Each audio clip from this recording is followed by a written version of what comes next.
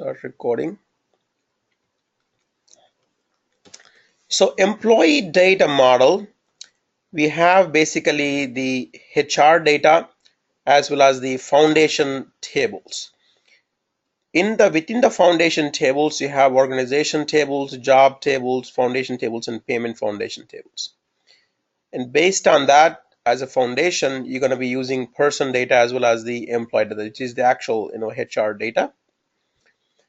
And then basically there are 7 data models that we talked about last time. One is the corporate data model.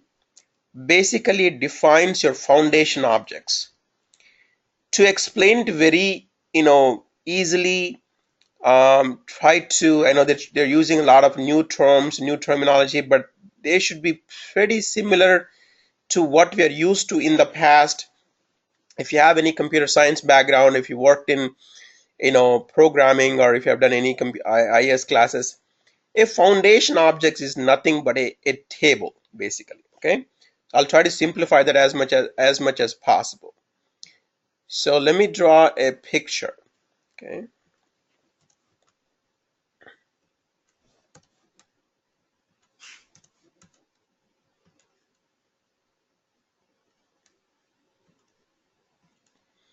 so a foundation object is nothing but a table that we know from our past IT experience. A table has basically what? Rows and columns, right? And it has a structure, basically, which a definition that we call it. Definition of all the fields, basically.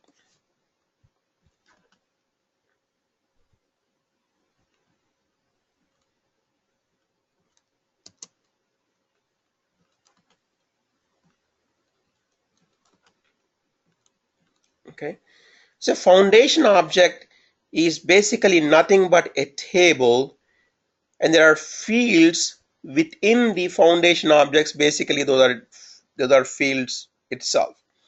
An example of a foundation object is basically location, right? So let me go back into the system and then actually show you. So before we don't get logged in here, go to employee files, go to, this is the main page, by the way, manage organization, pay and job structures. So here basically you go into location. Okay. And basically these are all the locations or data within that particular office, basically. And these are all the fields within that particular location. So treat this location as a foundation object, and this is the different locations within that location foundation object, and these are all the fields within the foundation objects. So when they say foundation object, foundation table, foundation structure, it's the same thing. Basically underlying it's a table, and it has fields and it has data inside that foundation object.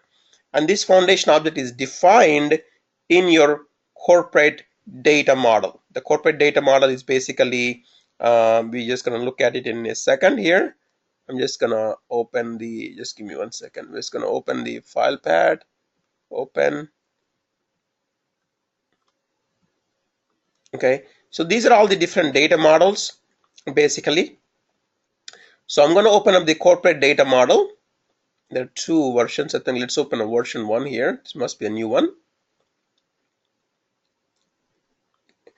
So this one defines the overall organization data model used to implement the success factors in your company. As you can see here, there are 3 different types of foundation objects. One is organization foundation objects, one is a job foundation objects, one is a pay foundation objects. So these are used across the board. They're carried across through all the different modules, all the different systems, and they're visible across different, in the success factors. One of the thing happens to be the location, That's what we're looking at. Location is a foundation object. It is nothing but a table, and it has a data structure: location name, location ID, location zip code, location, whatever fields that you have that we looked at here. Those are all the structure for that location. And then when you're ready, imported the data model, you can also import the data within the data model. So to do that, you have to go into the go back to the admin panel,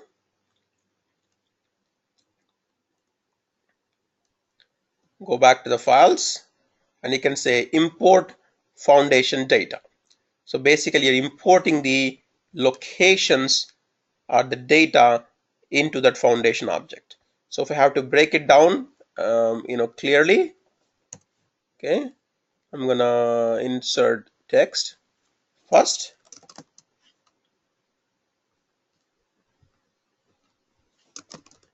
Define corporate data model. Within that, you're defining the foundation objects.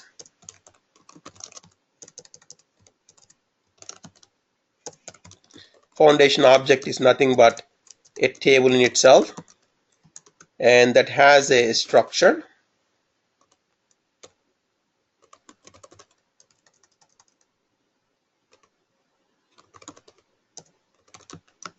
Okay.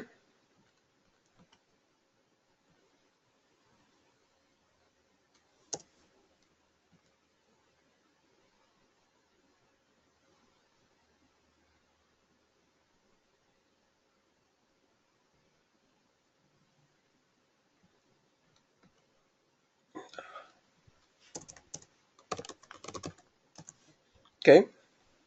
It has a structure, and basically it has nothing but the name of the different fields within the table.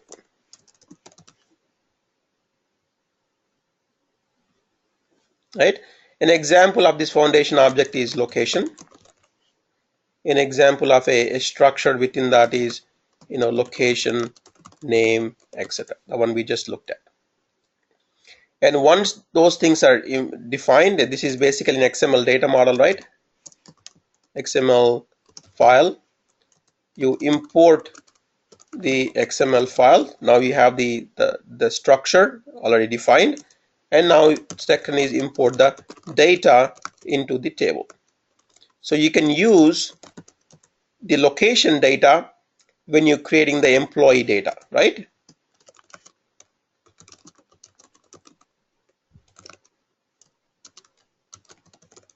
When you're creating employee data, you may want to say, hey, what is the location of this employee? And the drop down from that location, it could be Beijing, it could be New Delhi, it could be Chicago. That comes from the foundation object which is defined in the corporate data model. It's kind of in a nutshell of how the the corporate data model or the data models work like. And then we have 7 of those data models. One is the corporate data model. And also, once the foundation object is defined, you have to define the relationships between those tables. Okay, I'm gonna use those things here. This is one table, and this is a second table.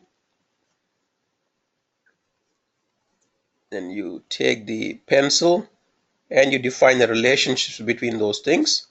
So this is location, and maybe this is geographical geolocation, something like that. And you can define one-to-one, one-to-many. Use the same concept that we used in the database concept. We have foreign keys, primary keys, one-to-n, one-to-many relationships. It's the same thing in the data model. You're basically trying to duplicate or create database structure. It's nothing but you're creating tables, you're creating primary keys, foreign keys, one-to-one, one-to-many, relationships, triggers.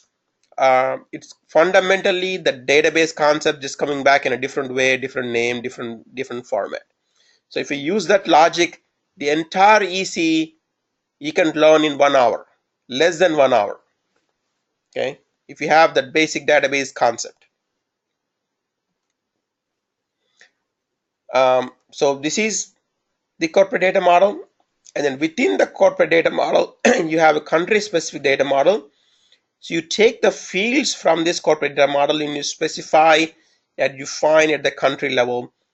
For example, national ID, for example, zip code, which is different for different countries. Anything that is unique and specific, phone numbers, for example, we have 10-digit phone numbers here. In Europe, you could have 12-digit phone numbers. So anything here, you can modify to a country specific data model. And then what is a succession data model? Basically, this is the employee personal information, employee data, employee records, employee personal information. And you can also take the succession data model. Same thing, within that you have tables, you have structure. You can take that and you can specify, you can customize and tailor it to your country specific data model in the succession data model. Once you have done that, this is the 4 data models, and then you have 3 more. One is the propagation data model. Propagation is nothing but substitution.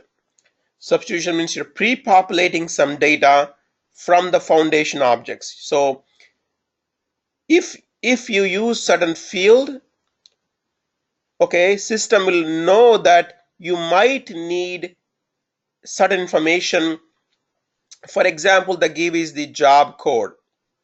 So if the job code is engineer, it's going to be automatically populating saying that this is a full-time position. Let's say if the job code is janitor, they're going to say that this is a contract staff. So you can pre-populate certain information based on certain data. So you can create propagation rules within the system, so you can default certain values based on other data. You can also do rules and events. Basically, these specify when the data changes should trigger a specific workflow. Employee hiring, employee firing, employee has joined again, employee got promotion, things like that. So it will trigger some workflow rules based on certain actions, such as promotions, pay raise, incrementals, it kind of for approvals for review purposes. And you can also create event rules. Event rules are basically when I save this thing, what should happen? When I exit certain screen, what should happen? So you can create some event rules or event codes based on certain job actions or certain certain events that are happening within the system, and you can create derivation rules based on those events. Basically, all these things are basically to help you minimize the data entry, protect the data integrity, and also help you create and manage the data, basically. So it all comes down to these 3 slides. Make sure you're very thorough in these 3 slides, crystal clear. There is HR data, there is person data, there is employment data. Basically, the foundation to those things is the foundation tables. Foundation tables can be broken down into organization tables, job tables, and payment tables that we looked at right here. Let's look at some examples. Organization, legal entity, which is a company code, right? So legal entity is a company code. So a company, for example, like ExxonMobil can have 180 different legal entities. Microsoft can have 250 legal entities. Within that, you can have business units. Business units, nothing but Microsoft, software unit, Microsoft sales organization, Microsoft Office, product, Microsoft cloud solutions, Microsoft, search engine solutions, things like that. You can have business units. You can have location group, which is basically North America, South America, things like that. You can also have geographical locations, US North, US South, US Central, India North, China North. You can have locations. Basically, locations are physical locations. You can have divisions within those things, departments, HR department, IT department, sales, and cost centers. Who's going to be taking any burden if there are any expenses in the within the organization. So make sure we're very familiar with this data. We have to create this data. Let's go look at some of the data models. Look at some of the data or data models. I'm going to go back here, go back into organization. Okay, create new what? Create new, let's say cost center. Okay, create new. Okay, right here. I'm creating a new pay code, not organization. I'm creating wrong one. Okay, let's go look at cost center. Doesn't matter what we're creating. So drop down. These are all foundation objects. You can create a new data object for those foundation objects. You can do that, or you can also import. You have both options. So give me some examples, Mahesh. Give me some examples for what do you want me to create? Let me create location, right? Let's create a location. Yeah, location you can create. You can create job classification. Yeah, let's create location. Well. So give me a location code. I don't know. US A1 something or CS A1 something. Okay, CS1. Okay, or US 01. Doesn't matter. Okay. This is Sugarland location, right? So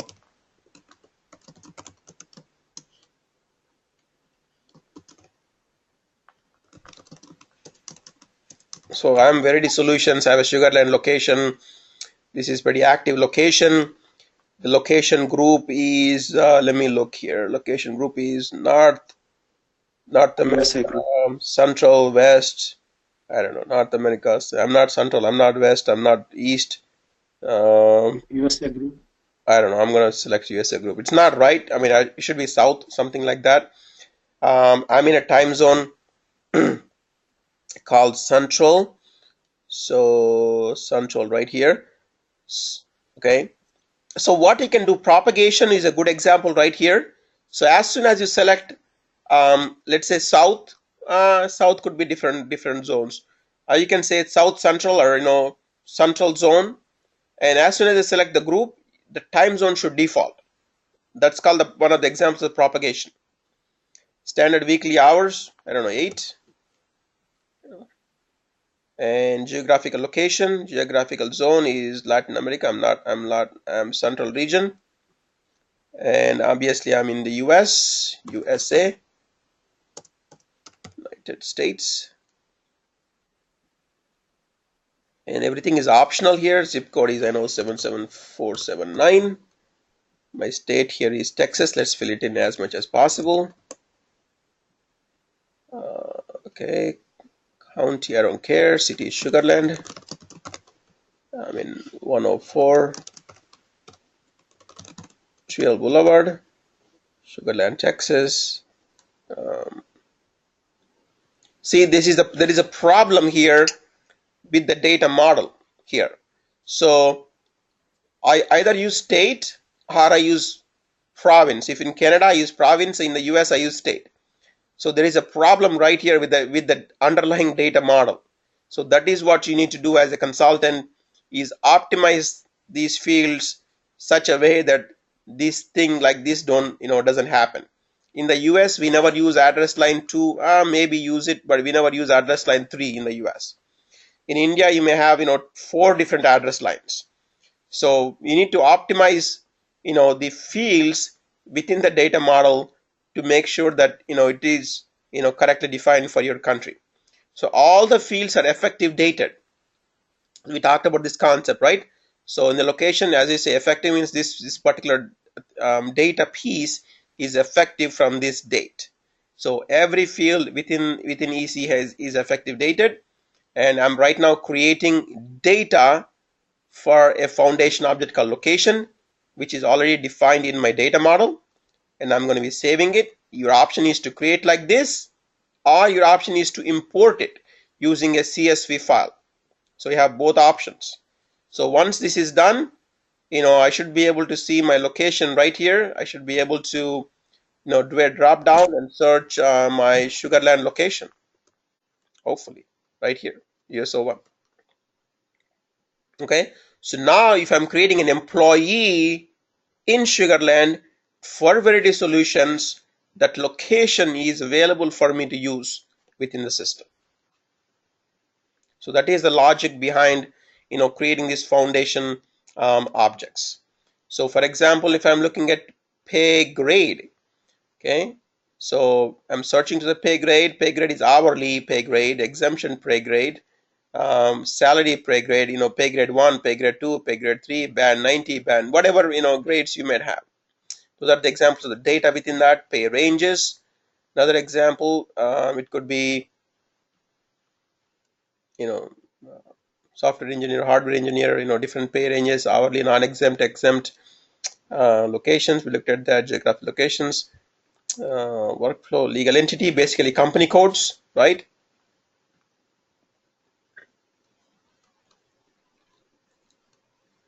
These are company codes.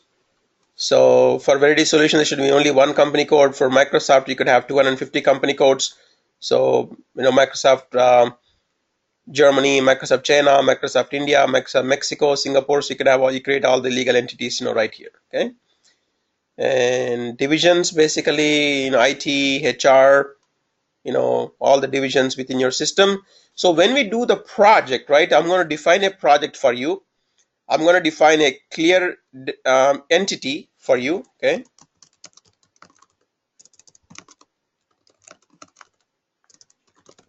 So within the project, I'm going to define hierarchy, organization structure.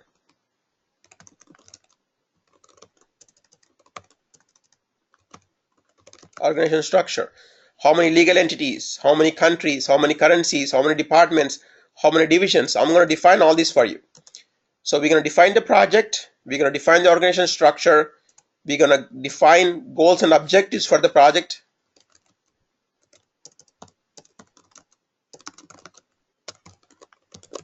And scope. So basically I need everything. I need goals, I need compensation, I need performance, I need EC, I need payroll. Let's do full-blown implementation. I need LMS, I need recruiting, so I need everything. So you need to set up the organization structure, you need to set up the data model, you need to set up import the data model, you need to set up all the locations, and then you need to start creating the employee data, and then do employee transfers, and then do his goals. So you have to set up the entire sequence of events, entire sequence of structure in our project, basically. So we'll define a project, we'll define goals and objectives, and we'll define the organization structure for you. Okay, basically legal entities, currencies, cost centers, etc. for you. Scope, I need all modules. Okay, my goals is basically I'm implementing a HR system, right? I need all modules or this XYZ company is implementing all modules in SF. Basically I need everything. Okay, I will define a project for you, will define an organization project for you, and then you download the latest data model from partnered website. So you have to do that step. Okay, so I want you to get used to every single thing, not just use the data model that I gave you. So download the partner website, create or download and install XML pad,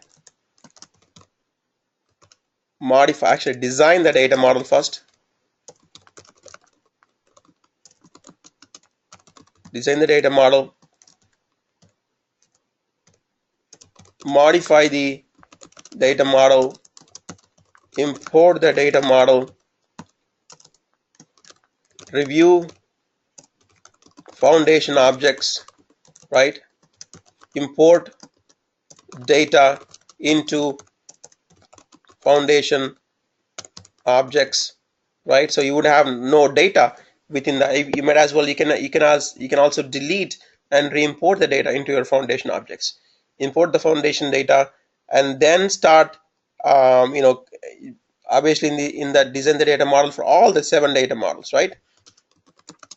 7 data models, and then modify all 7 data models. And obviously I would expect that you, in the design, you create some custom fields, import it, review the foundation object, import that in the foundation objects, and then start creating employees.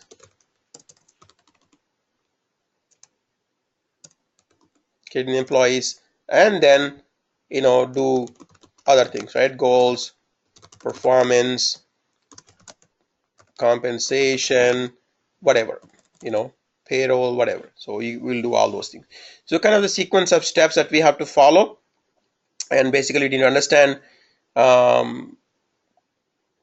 pick lists, all those things, review foundation objects, your pick lists, foundation objects, RBP, uh, role-based permissions. Role-based permissions. permissions,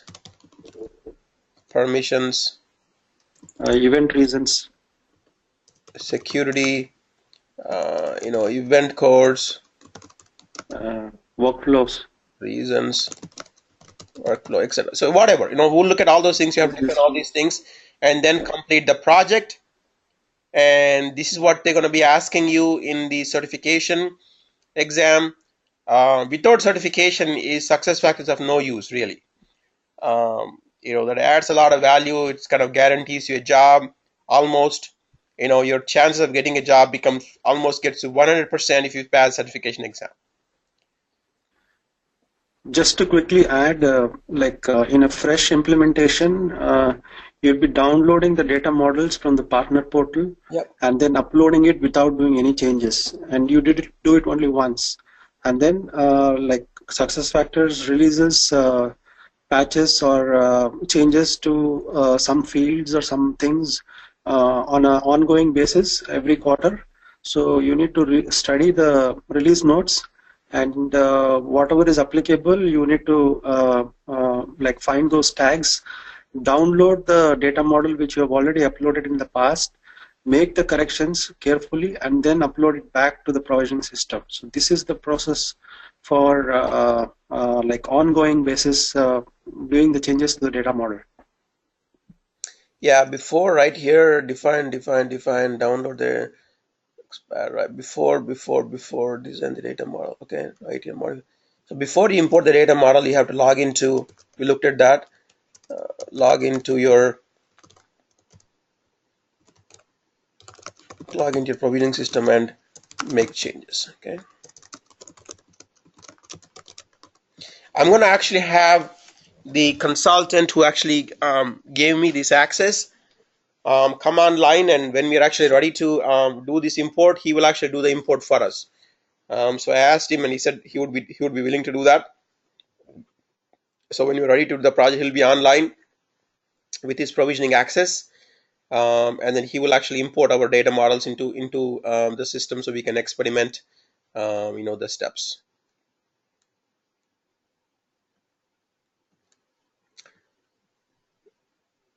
What else? Okay, so we looked at the basic. Any questions? I mean, it's pretty. I think I'll try to simplify as much as possible.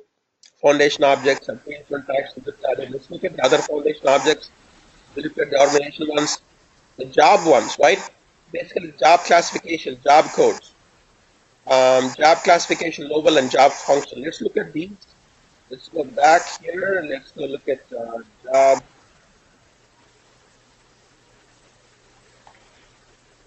Let's go back here.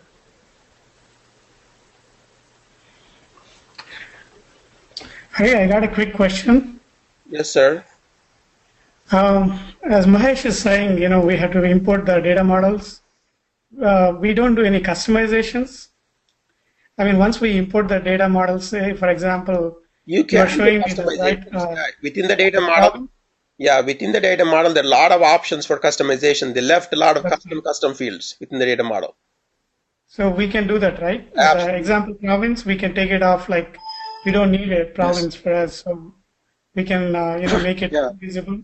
Right here, so you can see custom string 1.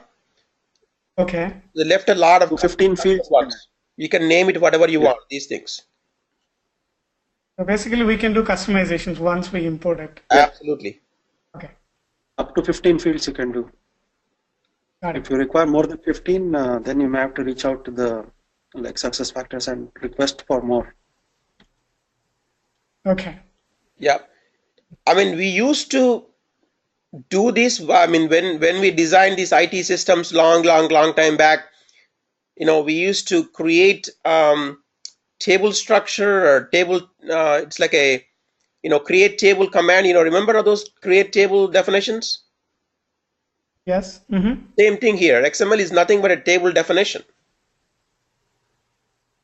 Yeah, got that. Mm-hmm. Yeah. So we used to do create table, field 1 integer, field 2 this, field 2 this, and we used to import that and then import data. Now they just change it into an XML format. Instead of SQL, this is an XML format. Got it. Exactly. I mean, when I'm reading, look at this thing. We used to have triggers, we used to have rules, we used to have stored procedures. Everything, they just same concepts they put in XML format. Now, because we don't have access to the database. And that too, this is web-based, so this is XML easily correlate with that. Exactly. So there is no formal database, and they don't want to give you the database access. So they just change the interface to an XML format. So you can create all those things. They have done this to remove the coding part. Exactly. They don't want Part, customers part, yep. to get into that coding part. Yes. Mm-hmm.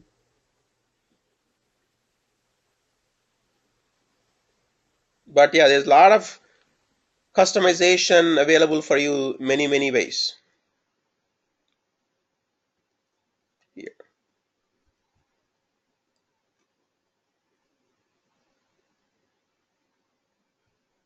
Okay, so let's go through the steps here. I wish all these things were in one screen here. Okay, it is in one screen.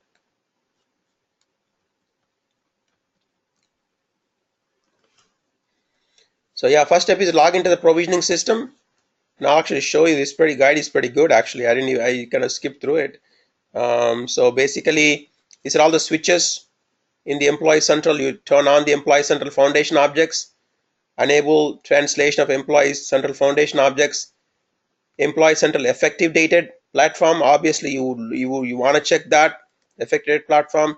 You want to check the Employee Central version v2. You want to enable the calculation rules engine.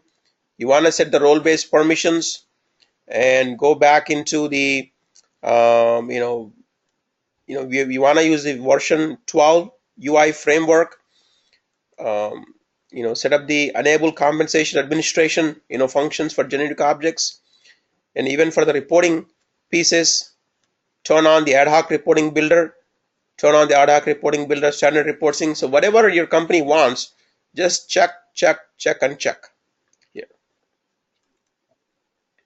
I mean, this is a lot different than the Pro configuration that we're used to. It's very simpler and not much to it. And then they actually tell you, what to even check. In here case, we have obviously I want to use rating scales. Turn the rating scales on. Turn on the 360 feedback if you want to use it. If you want to use it performance management, turn that on. If you want to use calibration, turn that on. So turn as much as possible.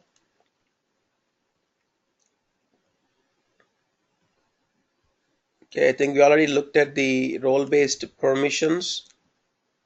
You know what it is. And then basically you can customize the employee permission portlets.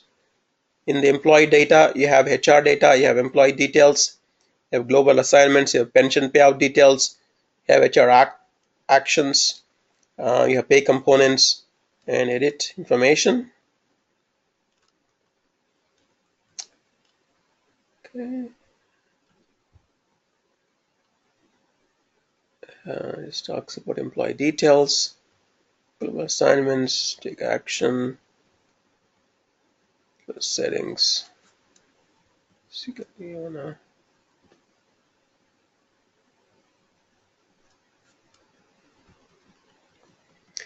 Yeah, whenever you create an employee data, actually, everything is as we talked about effective dated. You can click on it and actually you can make corrections. We'll look at that in a second. Actually create an employee data using the foundation objects that we actually created.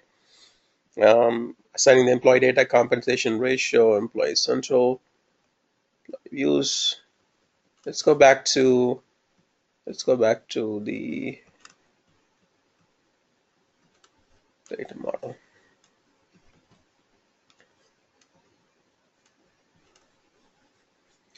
Okay, we talked enough about the corporate data model. Everybody should be very familiar with it now. We talked about the foundation data objects. You should be very familiar with it now. Broken down into org structures, job structures, and page structures. And the actual data model is, right here, very clearly defined. Company code, legal entity, business unit, geographical location. Pretty common. If you're used to an IT person, they're pretty intuitive, basic stuff that you really need. You also need, frequency of, how you want to pay, workflow steps. Okay. And then next come is the associations. I talked about what is an association, right? Association is nothing but relationships between tables. Between tables, you have one-to-one, you have one-to-many tables. So from a location to an entity, it's one-to-many. So one legal entity can have many locations, right? So one business unit can have many divisions. One geozone can have one pay range, for example. So this is the relationships that you build. Associations are relationships that you build between these foundation objects, and you define using the multiplicity within the XML function. I'll show you how to set that up really quick.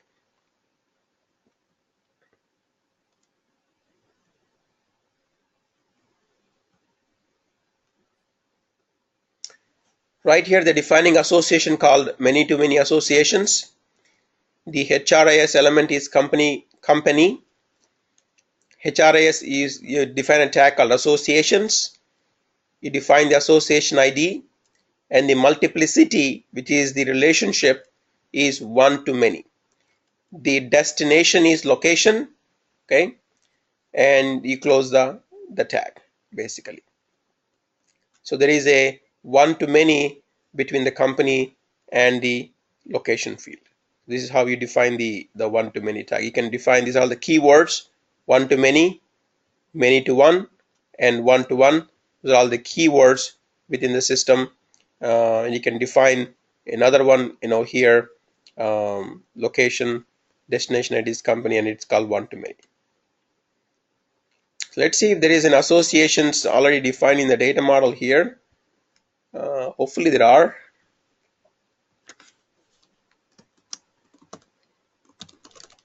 Associations, begin associations right here. Okay, associations, HRIS associations, multiplicity, one-to-one. The destination code is GeoCity. Okay, GeoZone again, and then they closed the associations. So this is how you create the the association structures. So basically relationships between the entities, right? So is anywhere defined here? It's not defined here. Okay. Maybe I should capture somewhere here. Okay.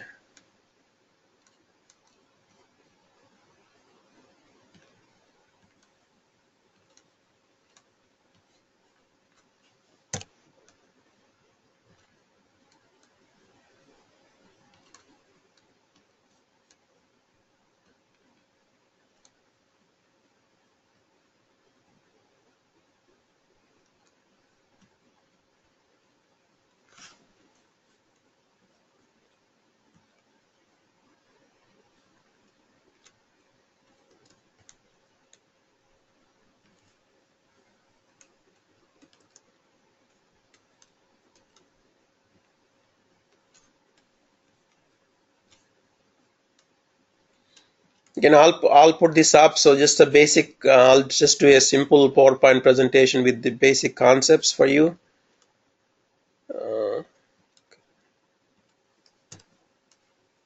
I'm going to go back here. I'm going to do foundation objects also.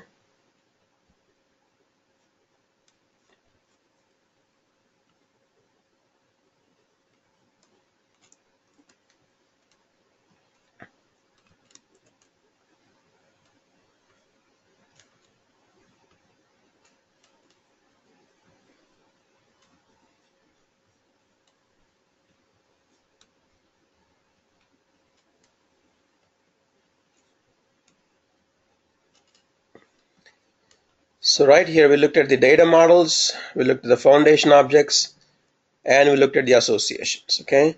So next step is the propagations.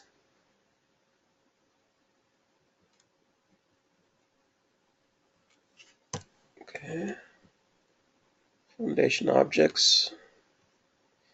Anything to add, Mahesh? Anything to add on these things, foundation objects? Please feel free, anything, just chime in, anything you want. Yeah, actually, role-based permissions we need to add.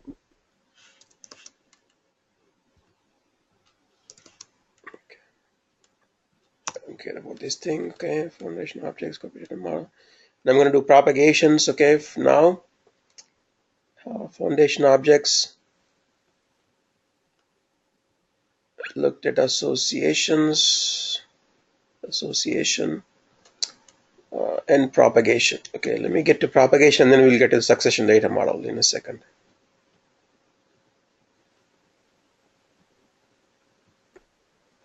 Propagation is like dynamic actions in SAP. So after you enter one information, system automatically pops up the relevant information.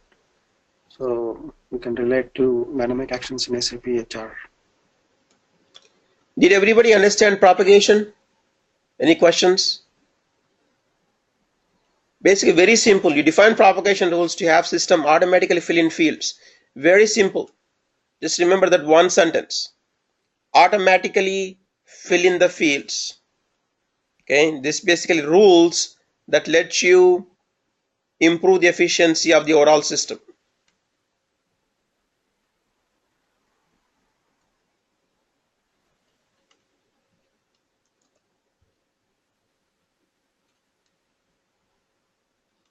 Okay, so the propagation rules, I'll put examples as well. What is, how do you create a foundation object? How do you create associations?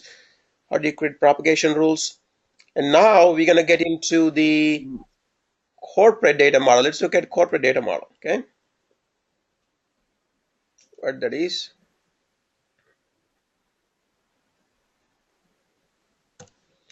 Go ahead, Mahesh. What is the corporate data model?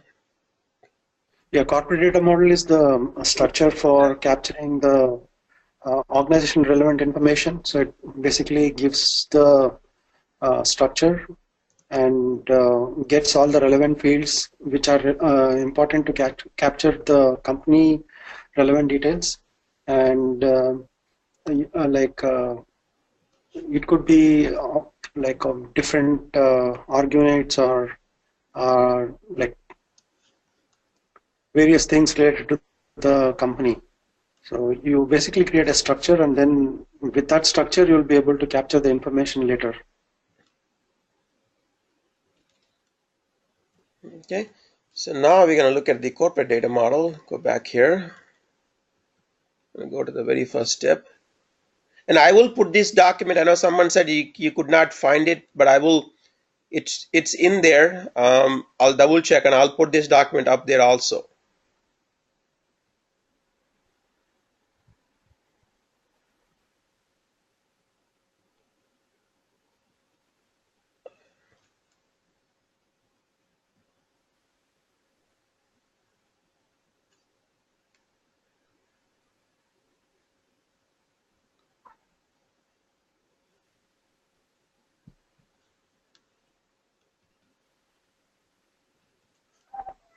It is step 3. Step 3.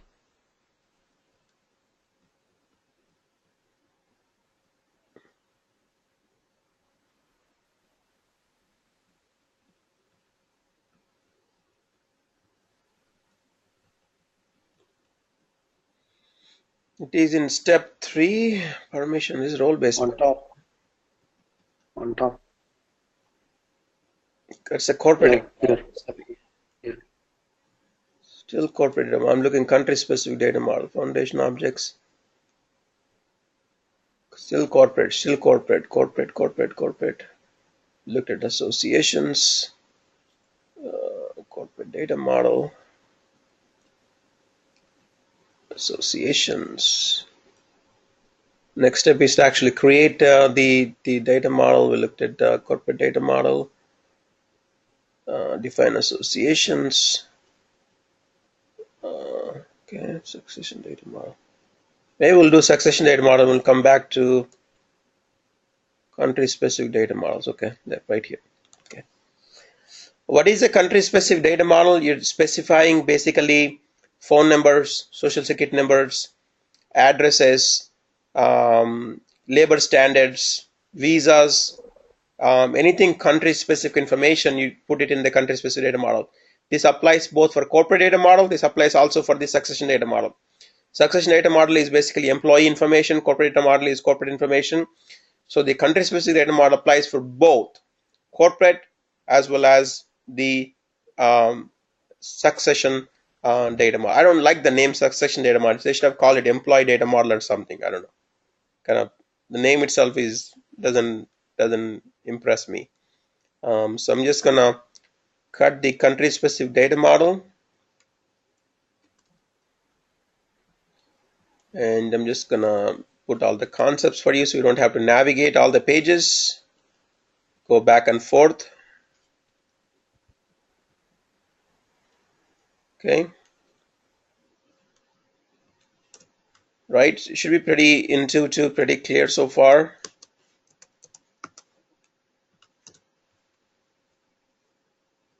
Okay, phone numbers, things like that.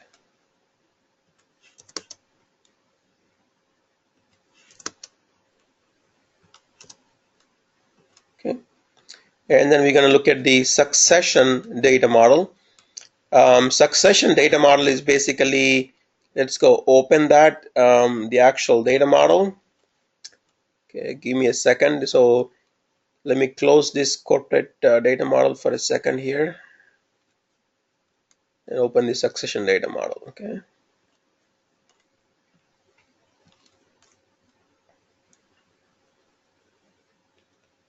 Succession, why is there 2 versions here? Okay.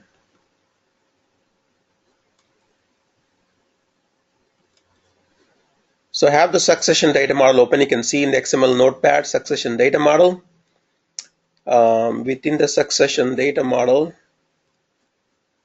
so you have things like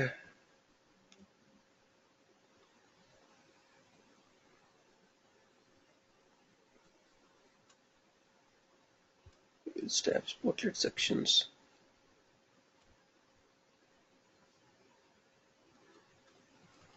Yeah. So they have directly, actually, they have got directly country specific fields. So this is how you define the country specific data model.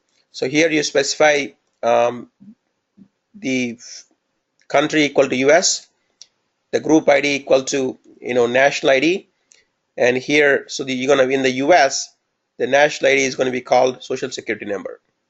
So that's how you define the country specific data model. I'm going to cut this and then actually put this in our format. In our screen you can see it.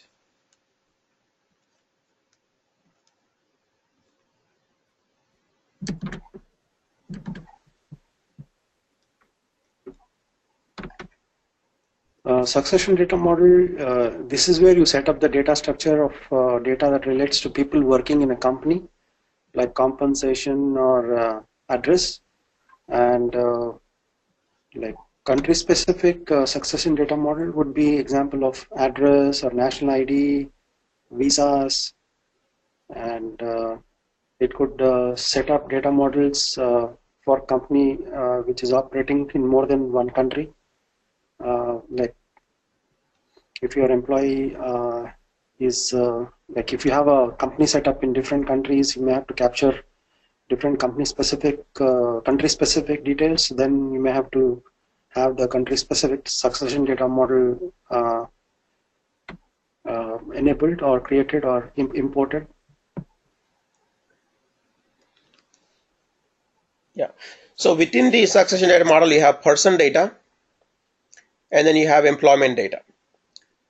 Person data is very specific to the employee, right? Such as his address, social security number, date of birth, which is things like which is very specific to the person, and also has employment history. What is his job code? What is his hire date? What is his compensation? So anything related to his employment would be in the employment data. So there are two sections: person data, employment data. Person data has his basic, social security number, address, name, etc. And I'll cut this and I'll put this into the sheet. Okay, and then we can also see that in our presentation here, right? So this should tell everything. This is the succession data model: person data, employment data, and this is your corporate data model. And you can customize this to country specific data model. You can also customize this to country specific data model. You can actually see this here, blue. He took that and then he put it into two different sections. He took the orange and he put it into two different sections. And even for everything, you have the within the for all the different data models, you have the propagation data model. So very logically built. If you understand this particular slide, you understood EC concepts very well. This is a very well done slide. This one slide here.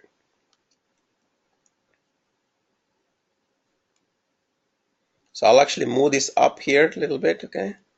So that's really the first slide, that'll be the second slide, that'll be the third slide. I'm gonna try to explain, the one to many, many to many concepts here, okay? One to one, one to many, relationships, associations. We use many to one as well. Many to one. Yeah. Associations. You can also have many to one.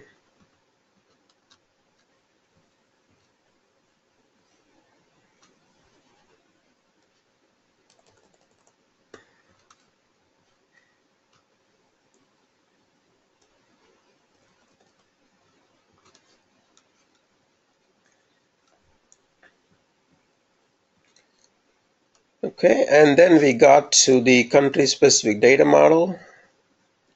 Control C, go back here, paste, and then we have country specific data.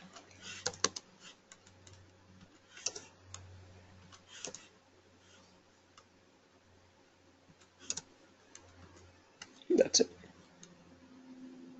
Now I'll try to improve on this this presentation, this slide, put some examples for each of the data models, put some screenshots for each of the data models, and go from there. So far, any questions? I'm just going to unmute everybody. Let you guys ask some questions.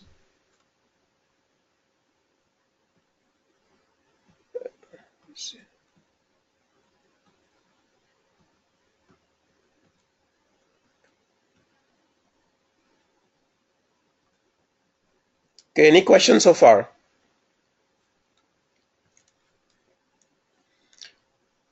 Okay, so looks like we doing pretty good. Hari, this is Sanaga. Yes. I had a question about the pick list. Yeah, pick list is basically drop downs. Will it be part of the data model, or is it done in the web page of the entire Employee Central? The field, whatever you're uploading, the field should be in the data model. But the uploading part, the putting in the data is done in a different place. But if that is not in the data model, you can't do anything with it. Yeah, you import provisioning system once at the when you are implementing, you'll finalize all the pick lists for all the fields, and you prepare a CSV file and then upload it in the provisioning system. And then after a few minutes or up to an hour, it will take, and then it will reflect in the instance. Okay. And if you want to make any changes to the pick list, you need to download that and again make a change and upload it back. Otherwise, you can do it through XML as well.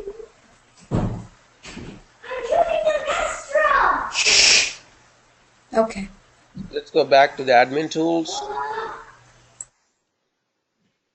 employee files.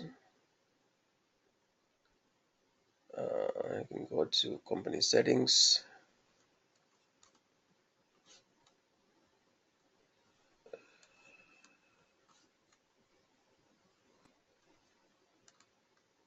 Pick list management.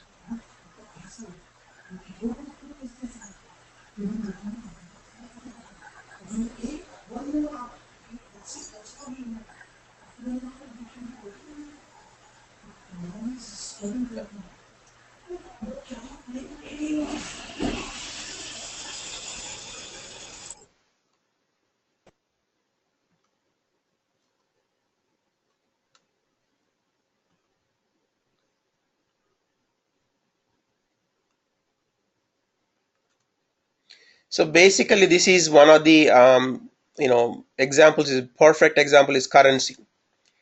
Currency should have been in your data model initially when you were uploading it, but the data into that has to be imported using pick list.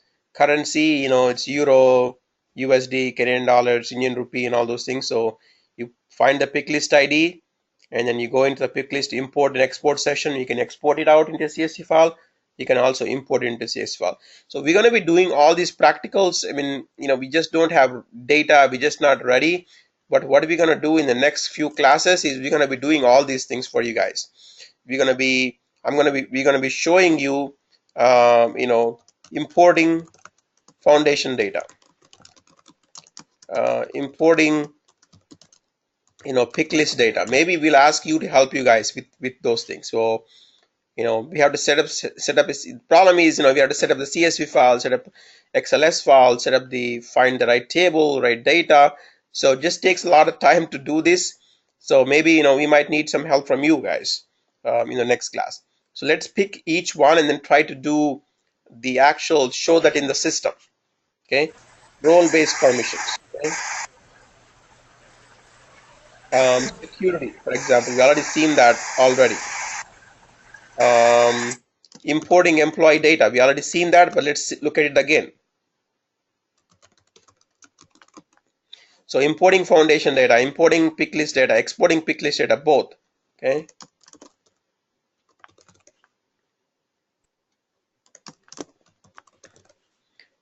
Exporting, importing employee data. So let's do all these practicals in the next class. Obviously, we can see it. It's pretty easy. It's not difficult thing at all. All you need is a file, basically. So you can just, the easiest way is export it, make changes, import it, export it, import it. And it's very, very easy and very intuitive. But we will try all these things in the next few classes. Is actually going into the system and actually, we're spending more time in concepts now, looking at things, but we will do all these. Anywhere there is an import and export, we'll try to get that done. Hari, I think role-based permissions is an important concept. I have a presentation. Can I go through that? Absolutely, yeah.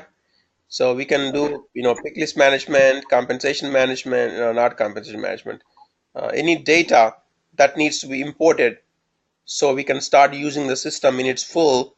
We will do that in the next few classes. Yeah, go ahead. If you have any presentations, go ahead. Yeah. Can you make me a presenter? I can present.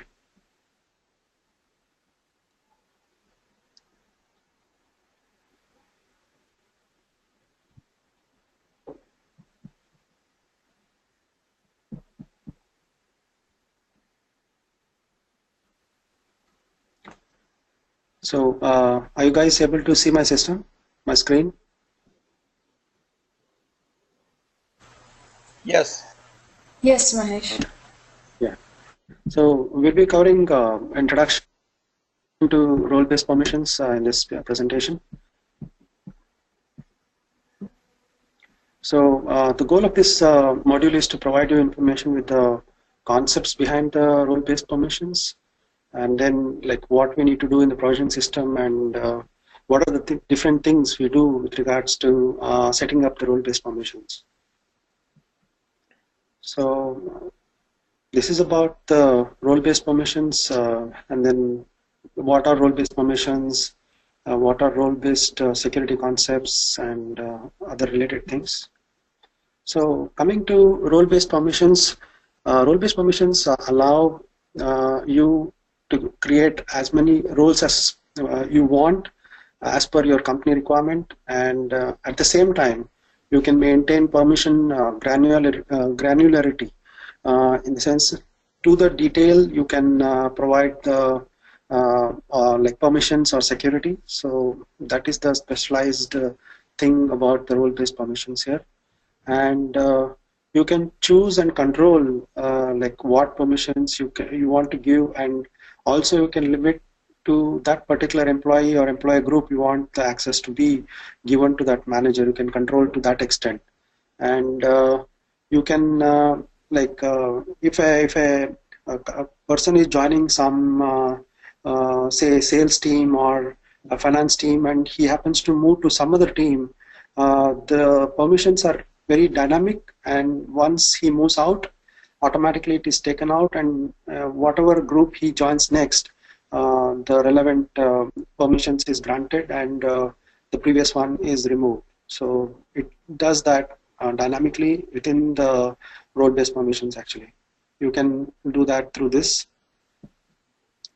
And coming to the role-based security concepts, in between you see the green box, that is the role, and on the either side you see the user group in the yellow. They like you can control what data and functionality you'll be giving to the users, and it's generally a role is generally given to a group of users. Like on the left hand side you can see that there is a granted user circle, so you can give the access to the role to the granted users and specify for which target group you're going to give that role permission, and it can like assign permissions dynamically, and administrator can like define as many roles as required. And for an example, like you have US HRs and you have Germany HRs. So US HRs can view like all the US employees, whereas German HRs can view only the German-based employees. So like they can view performance rating information, or like potential rating information, or they can create the performance review forms. And then you can also define to what level or to what extent they will be able to view the information through the role. So the manager role in US can view all the level information, whereas the manager role in Germany can view only 2 levels of information. So to that extent you can control. And elements which are not in scope are like permissions managed through admin tools, employee profile permissions, and also performance management form template permissions, goal plan template permissions, and compensation template permissions, and recruitment template permissions. These are not in scope. And then how do you set up? Like first is enabling the role-based permissions. You have to enable that in the provisioning system before you can get the access in the instance. So like you generally like enable that in the provisioning system, and it will reflect after a few minutes or up to an hour in your instance. You need to log out of your SuccessFactor provisioning system and then log back to your instance. There you can see the manage role-based permissions pop up under the set user permissions in the administrative tool. And like this is you need to relate this concept, like you create the admin users first or the super user first in the provisioning system, and the super user is the first person who's going to log into the instance, and he's going to come here first and set up his own manage role based permissions. With this, he'll be able to do the administration and also set up security for other users as well. So after you enable, you grant the administrator himself will grant the permissions to himself. So he will do that through set user permissions and manage role-based permission access. And then he will click on add user, and then you will click on grant permissions. And then it gives him permissions to create group, create role, and also to grant the role or link the role to the groups. So how do you set up the permission groups? So first you need to navigate to set user permission, manage permission groups, and you can like give the permission to the group based on the role-based security framework. You can edit, copy, and delete these groups as well. So coming to the admin tools, manage permission group, you click on create new, and then you also can do a group definition. Like you can choose any particular groups and give the authorization as well. So in this example, you're creating a group for employees in US, and for the people pool, you pick a category like country. You can even exclude a group of people if you want from this group. And like you are choosing the country again. There are many conditions you want. You can choose, and you can give the like create the group. And then country is selected as US, and you can see that group membership is about 381. And once you're done, you click on done, and then you can get to that group, and by going to admin tools, manage permission group, that will be showing under the group name employees in US, and you can do all these actions like edit, copy, delete, view summary, and also view change history. And you can choose any particular department you want to give authorization to, or you can create a separate group, say HR in United States. And you can add another category as well if you want. And like country, like there is another category which is added is country, and it has 4 members, and you can exclude people as well from this group. And once done, the groups are created.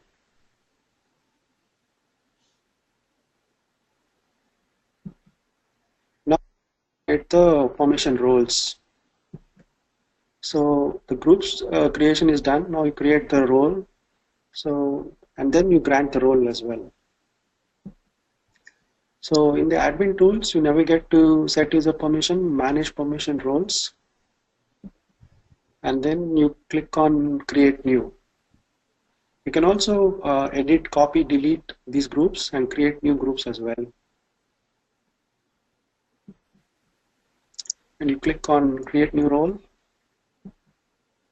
and like you can like you get different options like goals, career development planning, employee data, grant user permissions.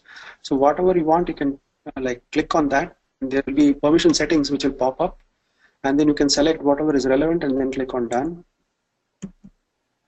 And you can go into detail as well, like and in the permission role detail, you will get to know what all you've enabled, and then you can click on save changes, and then you are granting roles to groups. So here you completed creation of groups, creation of roles. Now you're granting the role to the users, to the specific population. So now you grant roles to the user. So the steps are like first you define whom you want to give the permission to, that is the granted users, and for which target you're queuing, like that is the target users. So you select managers and you select the population or the group which you want to give the access to that, to the role. And then you see that there is that granted users are given specific population roles to access. Like example is US manager can see like all the data, like dashboard information for the US only. So that's an example, and then you can click on save changes. That's about it. Done? So any questions?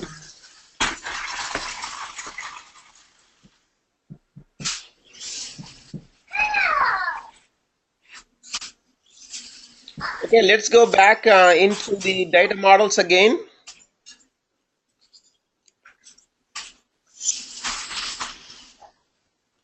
So we clearly understood corporate data model, country-specific corporate data model, succession data model, and country-specific data model, right?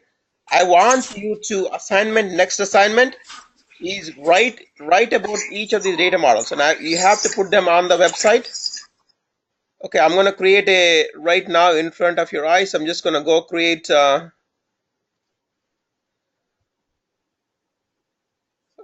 is it at? This thing here.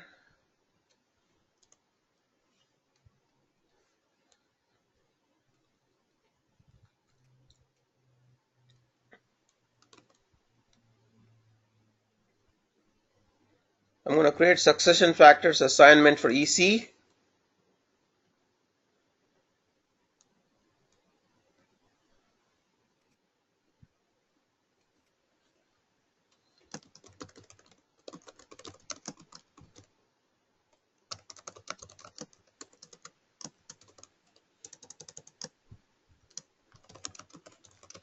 Or maybe I'll do this.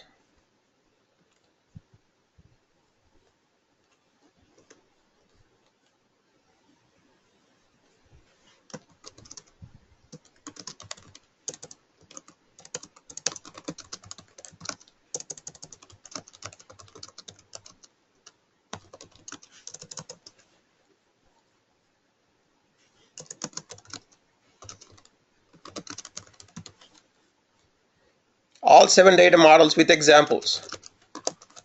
I need very clear XML examples, and you have to construct XMLs with your own, use Notepad or something like that. Okay, so I want you to get used to XML,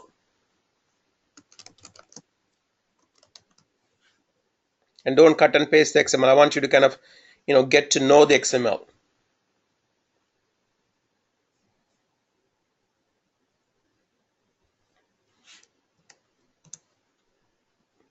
So the way you find that is go to the blogs, and you see SuccessFactors EC assignment.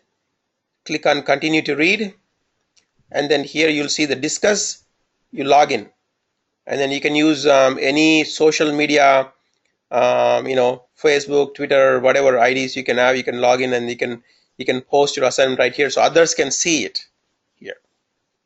So you can log in with any of these icons.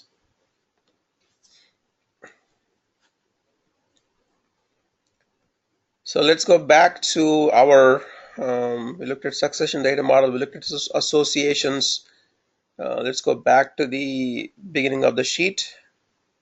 Sorry, I have to go back and forth. That's how this book is structured.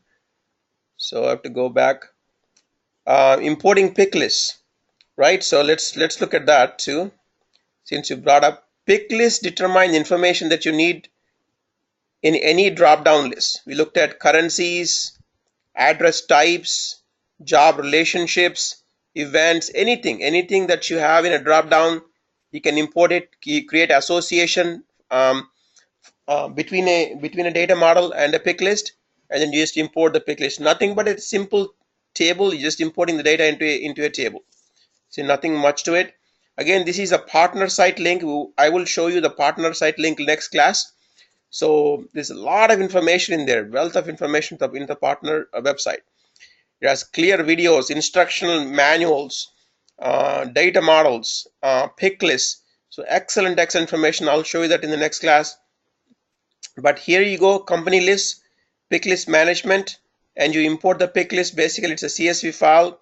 CSV is a comma delimited file. Data, and just import it. It's nothing much to it. Okay. Basically, like this is how the pick list sheet is going to look like, and then just import it. We'll look at these examples in more details in the next class.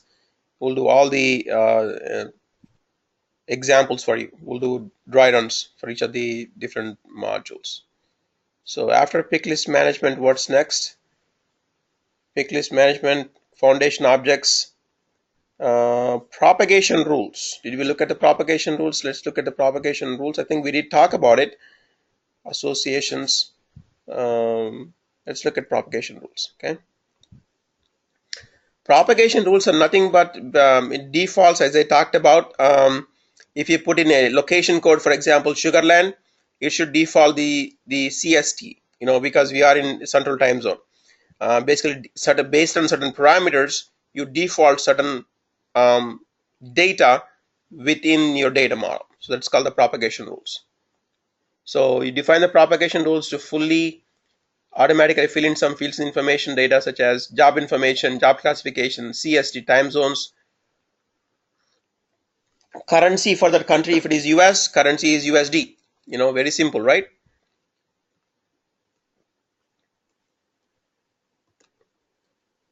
I'll put that over here. You can see it.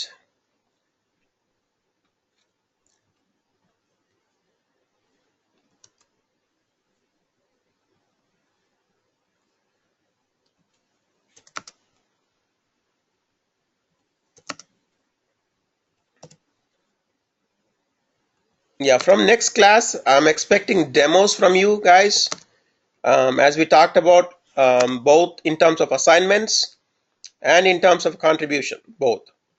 Okay.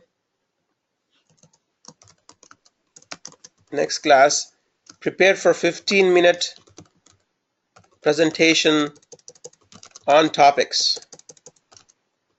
You can show us anything: importing an employee, importing a pick list, importing a foundation object, setting security, logging into the admin panel. Anything that you feel like you want to contribute, you can do that next class, 15 minutes each other. If you don't get into the system, your certification is hands-on, and you would struggle basically. So without certification, your chance of getting a job is maybe 10%. With certification, it jumps to 100%. When you're almost guaranteed to get a job with certification. So I would strongly recommend doing hands-on from this week. End of the presentations, end of the lectures, right? It's time to get hands-on.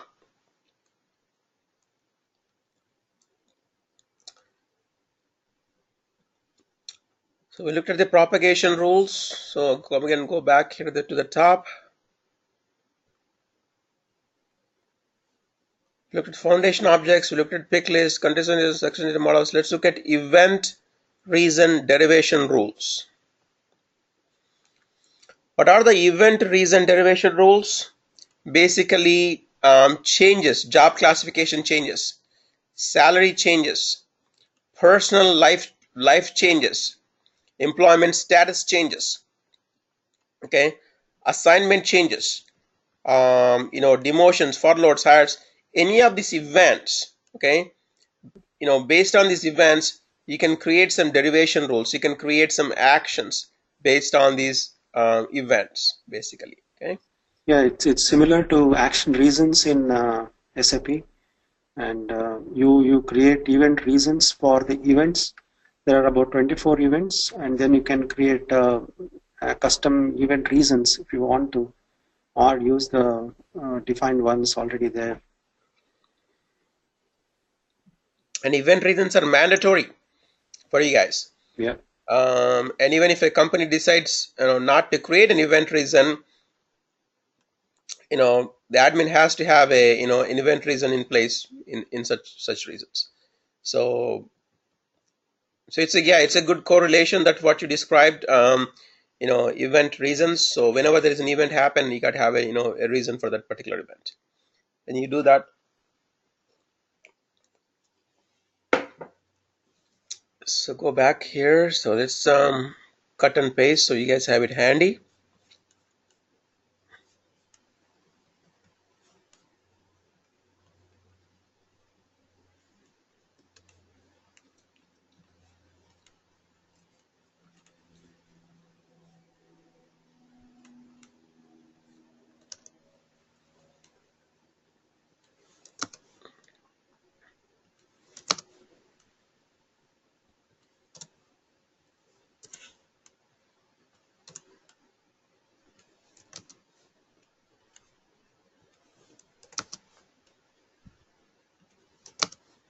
Yeah, you can have it handy.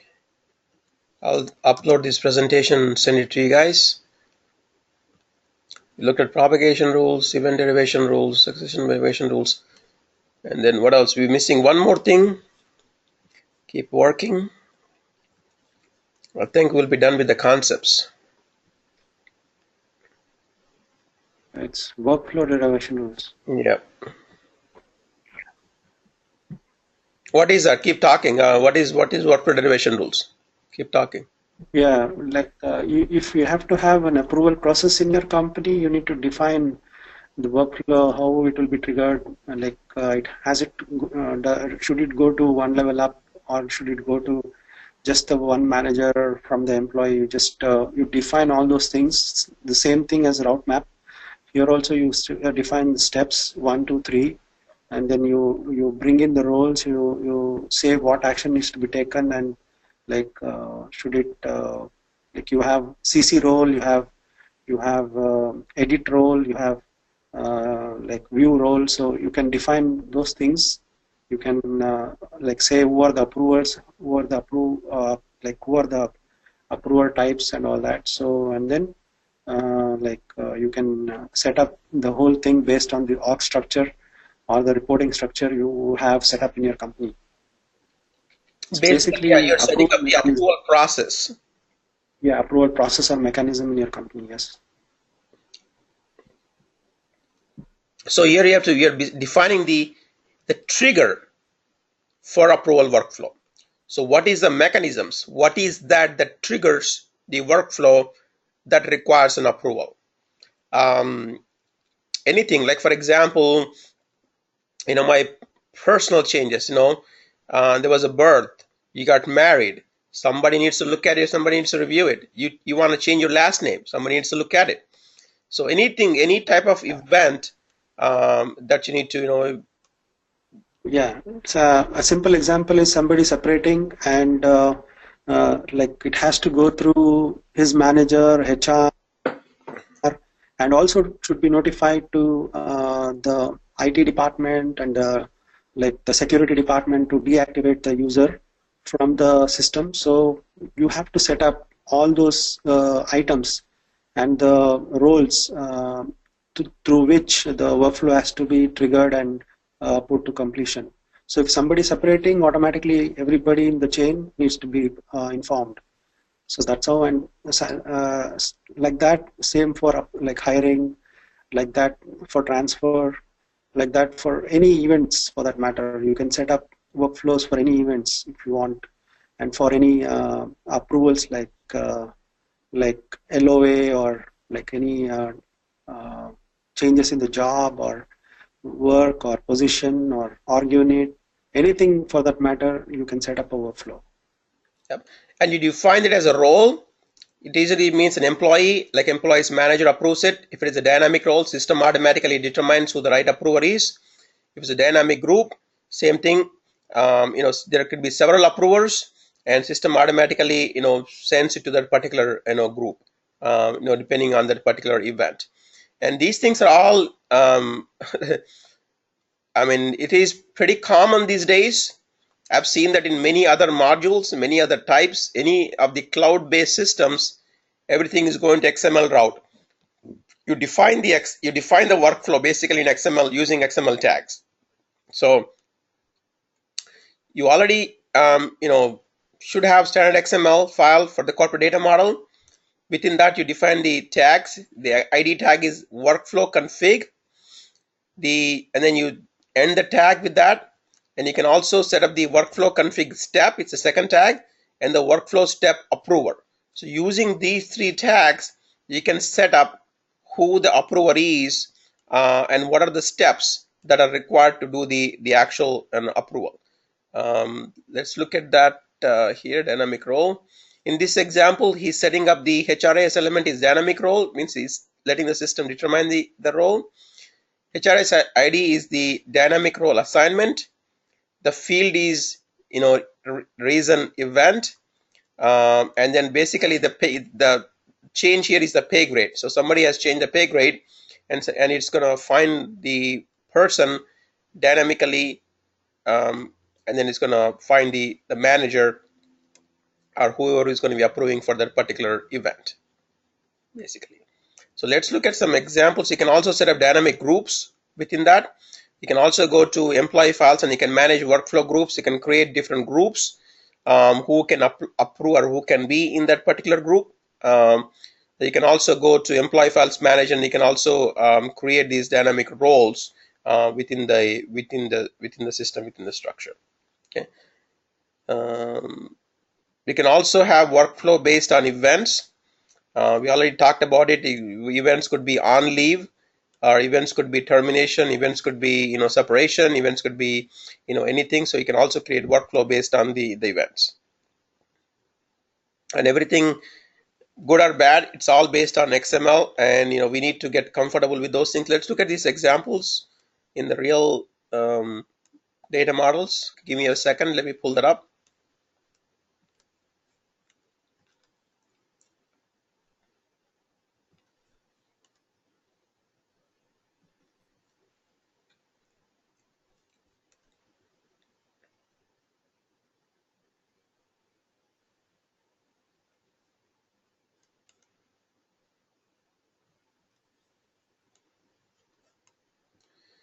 Okay, I pulled up the workflow data model. Have many different tabs now: corporate data model, succession data model, workflow rules, data model.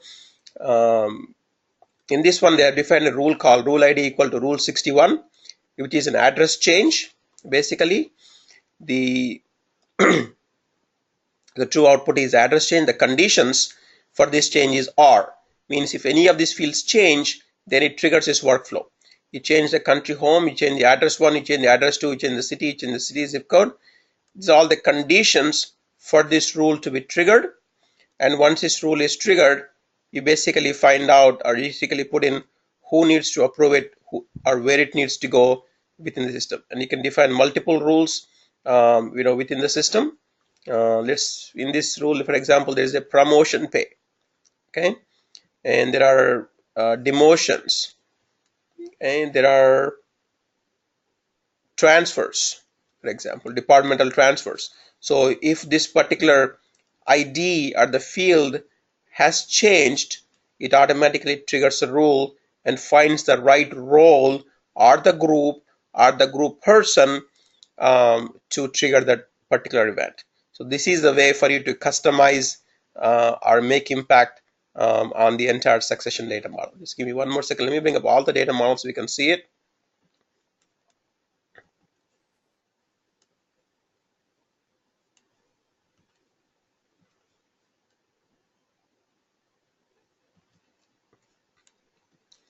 So everything now, I have the corporate data model.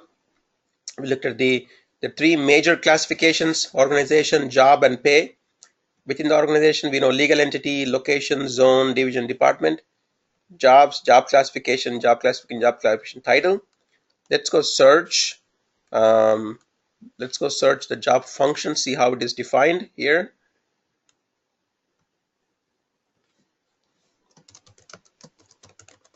Job function.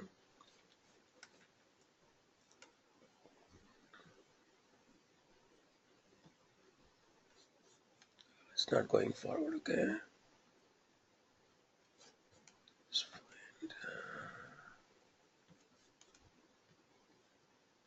Job.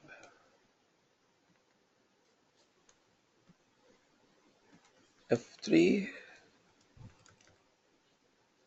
So this is the job code, for example, HRS element job code. The label is job classification. And this is the languages. In all different languages, he's explaining the same thing in many different languages. Okay. And he's explaining the fields here. Within that, you have the job code. That's one of the fields. And you also have, is it a full-time or part-time employment? And he's acting supervisory level. These are all the fields within the data model. The pay grade, for example. So these are all the different elements within the corporate data model for the pay, for the job, or for the organization elements. So here, each one is like a table. Within that, you have structures, which are fields. And once you create those things, you can customize the fields. And that also links to the portlet, where you're actually displaying the information within the employee information. Then you import the data within those models. Let's look at the succession data model. Here, this is the succession data model, as we talked about, has two different classifications. One is the person, and the employment. And within the person here, you can see is defining the employee national ID, which in the US we would call it social security number. In India, you could call it a PIN or PIN number. And you can display the format. You can display the reg expression for those things, and you can display the the home address, for example, for this particular person, and how do you define this. This is where you need to customize for different countries if that particular element is very specific to that particular country. And then we have the workflow rules. We just talked about it. Rule number 61, rule number 42. Promotions, demotions, address changes, position transfers, position reclassification, promotion codes, pay, raises. So a lot of different rules that have been set up, and the field that is impacted, that triggers this particular workflow, is defined in the workflow rules. Propagation rules, we talked about defaults, how things will be propagated. For example, this is the propagation rule is pay component. This is element ID, and for example, if he's in the US and if he's his salary, depending on the country, you can drop down or populate the currency code for that particular employee, where is he going to get paid, and also the frequency. Let's say if all the employees are getting paid in a frequency as bi-weekly, you can put you can default bi-weekly based on certain job code. So all the permanent employees would be monthly, all the supplemental employees will be bi-weekly. So you can have those classifications in those system using the job codes. So based on the job codes also, you can default certain information. So this is the propagation is basically defaults, and these are the event reason codes, basically position transfers, demotion, pay raises, and this is how you construct the XML. Basically, you set up the rules. This particular rule would be impacted based on the pay grade, position, and as well as the cost and the condition that triggers this particular rule. It is going to be the event reason rules.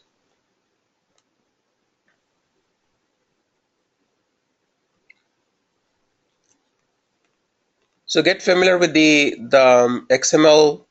All the different XML files already imported them, and right now these are all already imported for you into the system. And if you want to make changes, we can have the person with the provisioning ID available to us, so we can make the changes and see the impact of these changes. And we're going to start getting into individual things such as importing the foundation data, importing the pick list, importing the employee data. We're going to look at that in more detail examples. Let's go log into the system now, see if we covered everything. Employee.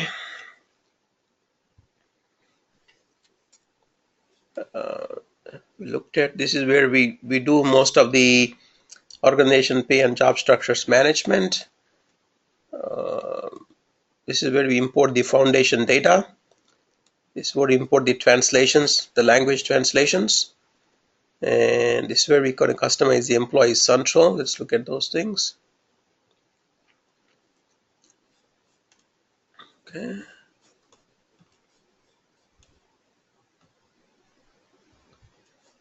You can click on the edit pick list values for regular temporary employees.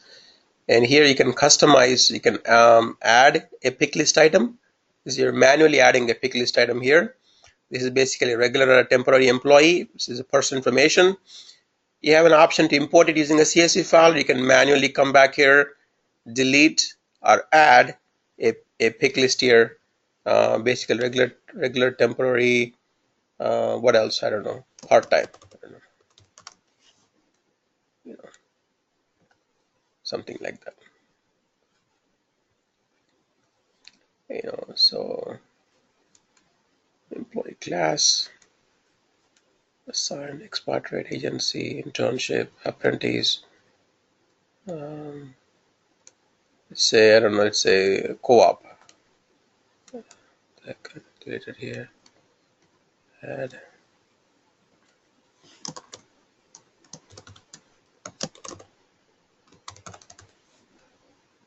Co-op training. Okay.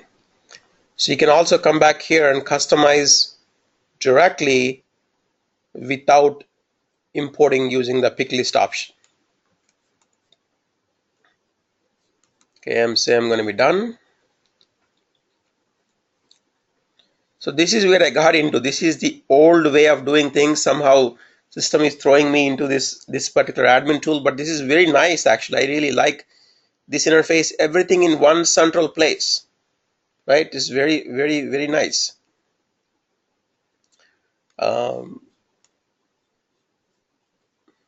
Actually, I love this thing here.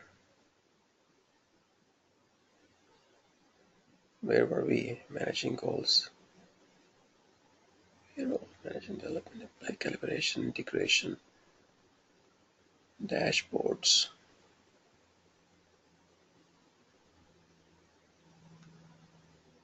Employee files. This is where we were. Configure employee files. Hari, this is Anaga. Yes, Anaga. So in order to add a list of options to that particular ID, do they need to have some information in a data model? Like for example, like when you added like Absolutely. regular. Everything comes from the data. It has to be in the model. Okay, so that particular element has to say that this particular will have a pick list. So Yep. okay. Yep. You have to associate that element to a pick list, and then you have to import that into a pick list. I think we probably missed that part. Yeah, within the data model, you have to mention that. Okay.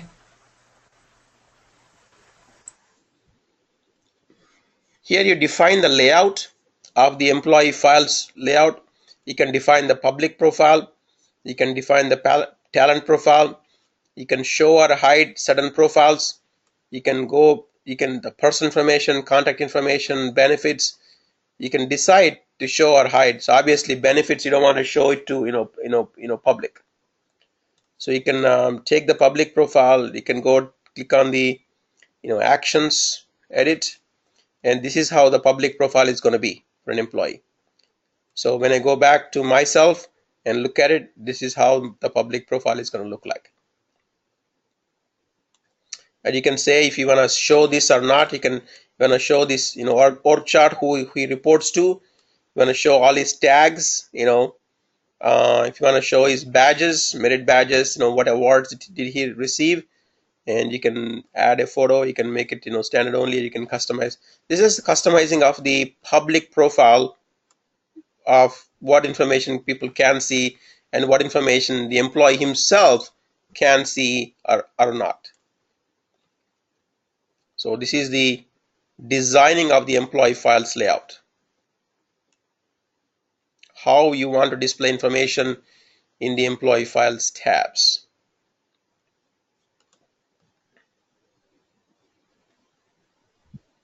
Let's say, for example, benefits. I go back, edit the benefits information. Okay, it's not properly designed. Okay, but it's all right.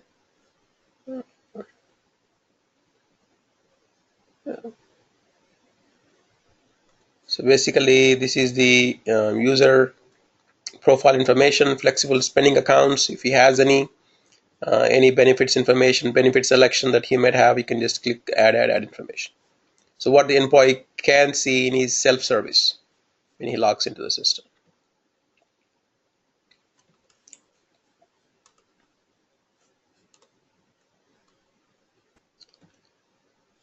So that's the employee configure employee files.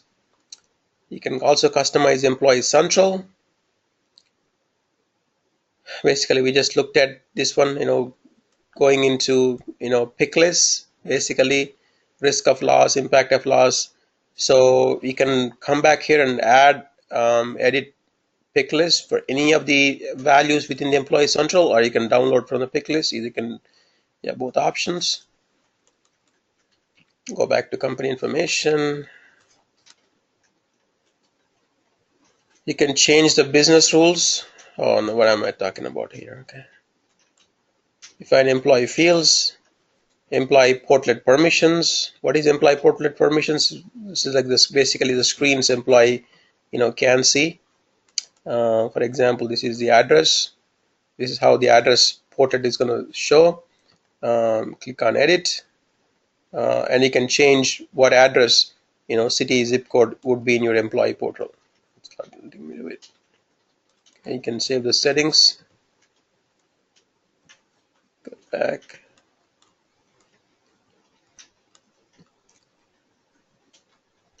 Import the foundation data. We already know what that is. You can do mass changes, import, export data, manage sequences. I think pretty much these are all the workflow groups. We just talked about creating the workflow groups, workflow requests, manage jobs, sitting arrangement. So I think we should be familiar with all this. The main thing is this one. This is the biggest thing. Get used to this one and get used to this one. And everything else is pretty self-explanatory, really. Okay. Let's go back here. Here you can create a new data element for your main master objects, location, geographical locations, pay rates, pay groups. Let's say pay grade. I don't know, pay grade, grade 99. Grade 99. Pay grade 99. That is active. And pay grade level is, I don't know, level 99, something like that. And everything is affected. You can effectuate it to future, or today, or past. So very nice feature in the system is it's going to expire. Everything is effectuated within the system. Pay grade level.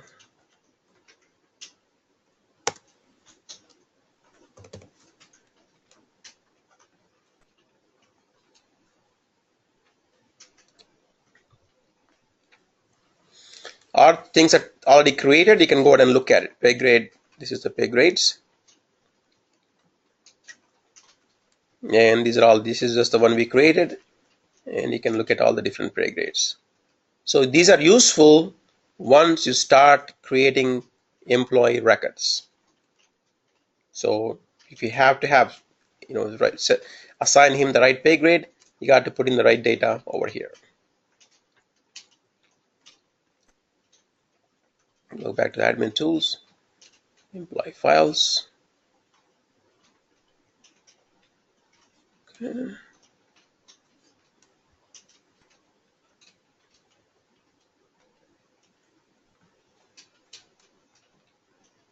So let's add a new employee. So if you have created all the right information, okay, basically the company that comes from our data model, right? So when you're doing a project, you have to create, XYZ company. You have to assign that XYZ company to this particular person. You have to have an event reason. I'm hiring a new person. first name, last name, and eventually, his pay grade and all the information would come in once you move into the job information as well as his compensation information. So go step by step, and this is why we do all the back end work. This is the output of what we're trying to accomplish, is create an employee file. So we can go through it, and we have 30 more minutes. So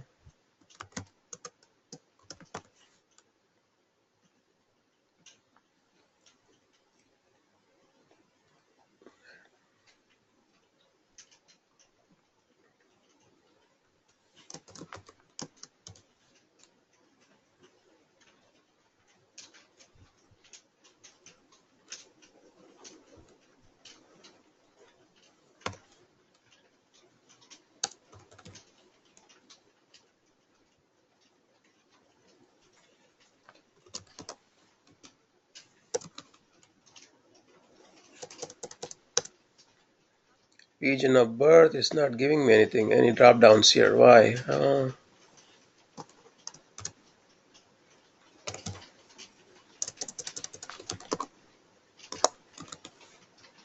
Okay, I don't know why it's not giving me anything. It's not required anyway. Hopefully this is there. It's not giving me either.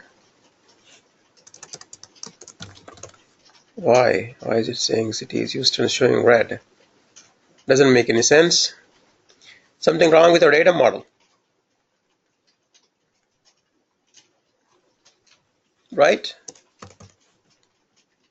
Yeah, something wrong with our data model. Yeah, success in data model needs to be corrected.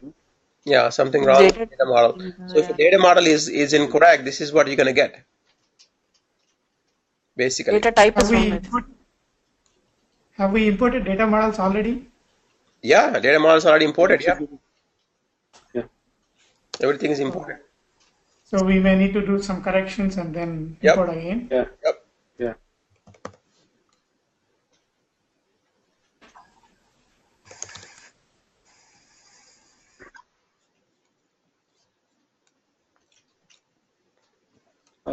Anyways, those fields are not mandatory.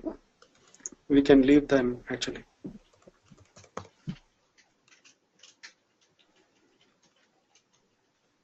Okay. Yeah, we can leave, not mandatory, not mandatory, not mandatory. Go next.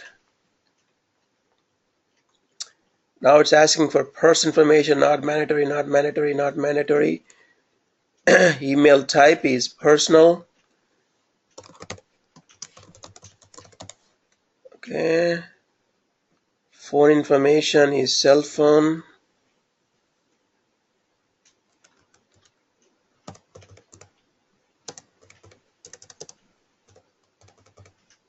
Depends on the format, depends on the country. Not mandatory, not mandatory, not mandatory. Home address type. Country is United States.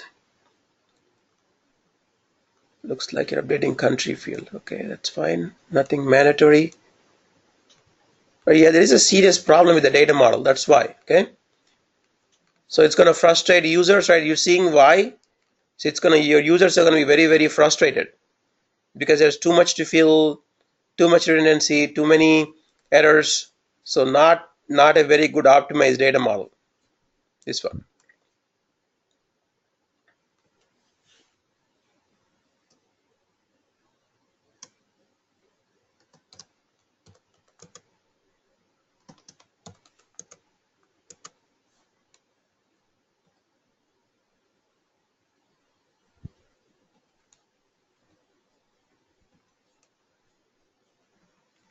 Okay, I'm just trying to go to the next screen so we can see the next. Address city is required. Address city is required. Okay.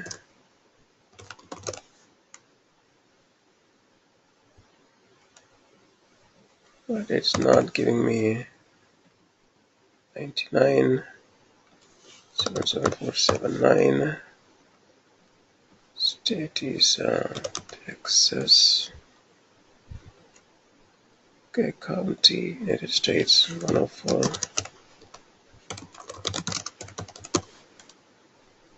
This bothers me. City, it should have, the drop down should have come. So we need to check. That's not required, not required, not required. Next. City is required, zip code is required, but I did put in zip code.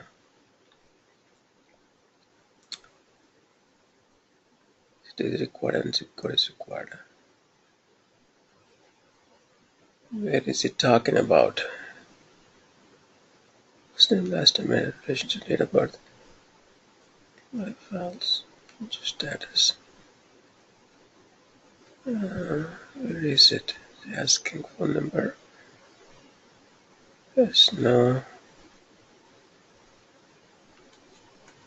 What if I even delete this thing?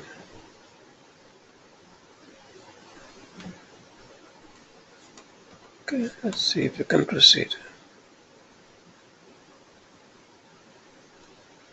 Okay, now it's asking for job information.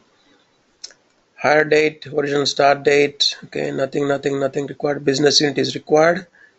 So looks like I know for sure this has been populated already. So ACE marketing division not required. Job classification. No results. That's odd. Okay. So if it is not required, I think we got to go populate this job classification. And then pay grade. So this should come up. This is the one we created, 99.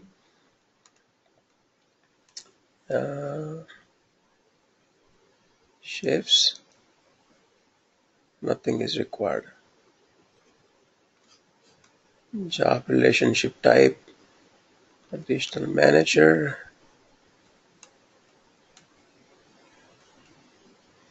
Admin user. Work permit information. See, this is a perfect example of a propagation rules. You should have propagated country already, because I already have my initial setup done. I don't have to do it multiple times. Your users are going to complain about it.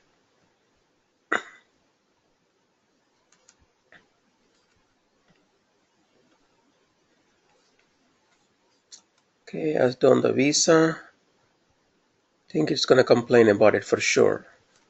I do next. Job classification. Yep.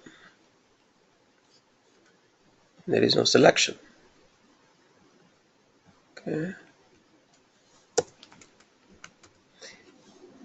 Okay, nothing. See, the only way, again, for this is we have to go back to our organization management, and looks like job classification is it's either one of the pick lists within the the job section, and we have to update the pick list and come back here and then enter the information. Otherwise, you can't proceed further down. Yeah, that's part of the corporate data model. We need to correct that one. Yeah. We need to add the pick list there.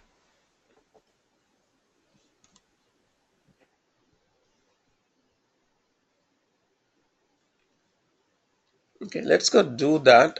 Job classification. Let's go find it and do it, and we can come back. It's a painful. I mean, it's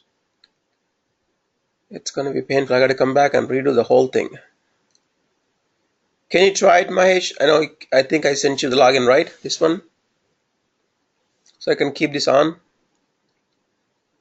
Login for this one? No, I don't have the access. Okay, that's fine. I'm just going to cancel it. Job classification. Let me go here. Leave the page. Yeah, the next page is the compensation related information. You enter and then you finish it. That's it.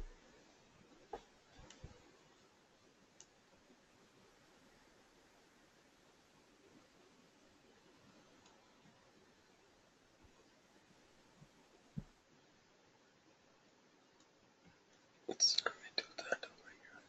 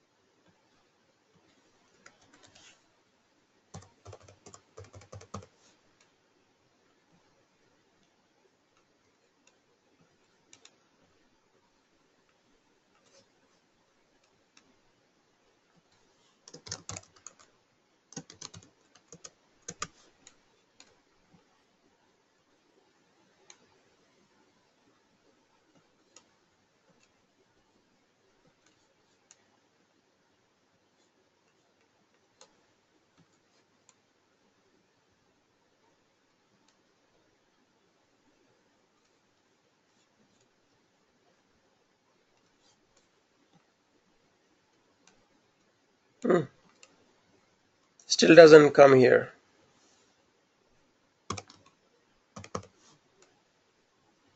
Odd.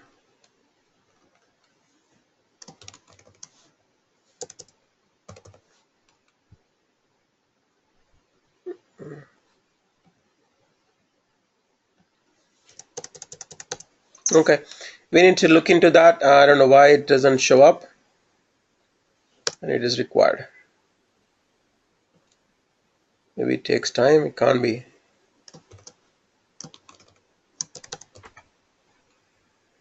Okay. Probably log out and log in. Probably that would. Doesn't make any sense. I mean, just a pick list, just a data piece of data. We'll figure it out. We'll do a dry run next week and stuff. Troubleshooting for you guys. Just make sure you get the concepts right.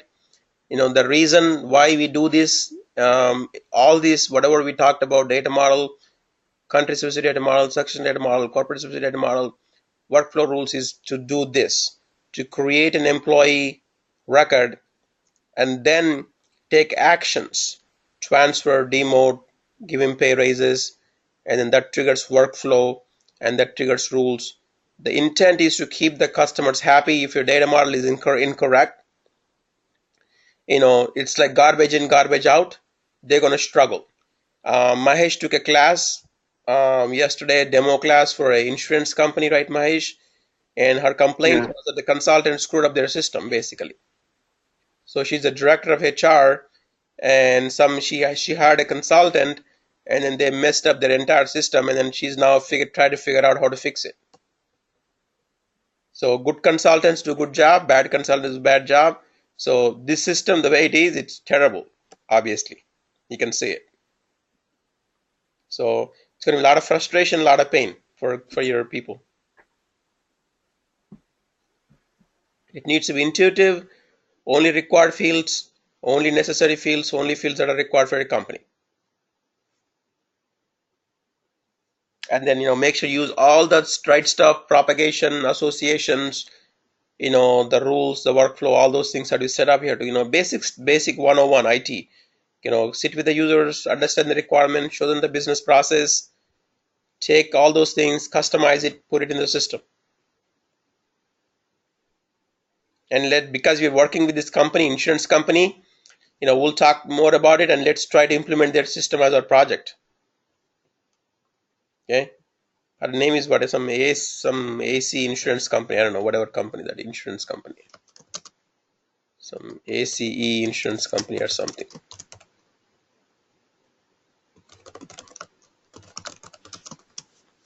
We'll get some more information from them so we can do, the entire. Before that, you need to capture requirements, right? Definition of capture requirements and go through the typical steps and implement and deliver a good solution.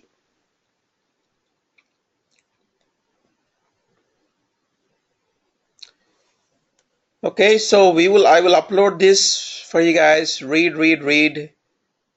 Hari, we need to just include BizX implementation methodology there. The steps are. Yeah, absolutely. Yeah, implementation methodology, capture requirements, define employee, and then what we're going to do is also integration. We didn't teach you integration, so I'm going to show you integration. So we're going to talk about Dell Boomi. We're going to talk about HANA integration suite. Cloud integration. Yeah. Integration suite. And SAP, then add-on 3.0. Suite. Whatever. Okay, we're going to look at integration. I have the full document, the integration document, right? That I already uploaded. So we're going to look at that. PI, whatever. So we're going to look at how to integrate. So right now, the way we are creating this one, this is not how you're supposed to be creating data, right? All this data should be coming in from someplace else.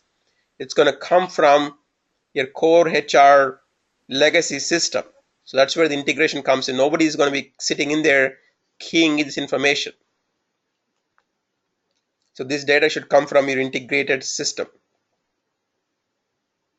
and should seamlessly flow in and sit here so people can start doing their goals and compensation and then payroll and all those things. Like employee import, we can show that. I think there are a lot of different CSV files, templates through which we need to segregate the data and then upload it, or like zip it in a composite folder and then upload it. Yep, or integration, or look at these integration tools. So we'll look at all those models. You can do, you can do import, export, you can do FTP, you can do any of these integration suites. So this is already 1 o'clock. We'll end the class here. Let me know if you have any questions. These are kind of the key steps of the EC.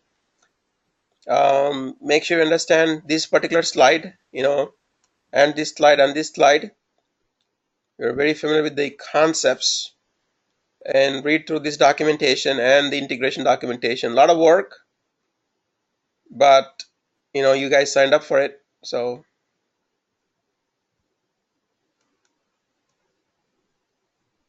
Hari, this is Shaila.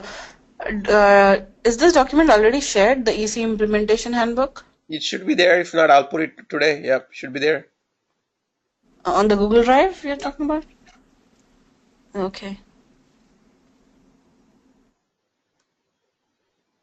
Yep, whatever I have should be there, but if not, I'll double check everything. Hari, this is Suresh. I didn't find that one there, so that's what I emailed you. So we can double check on that. Let me see right now. Okay.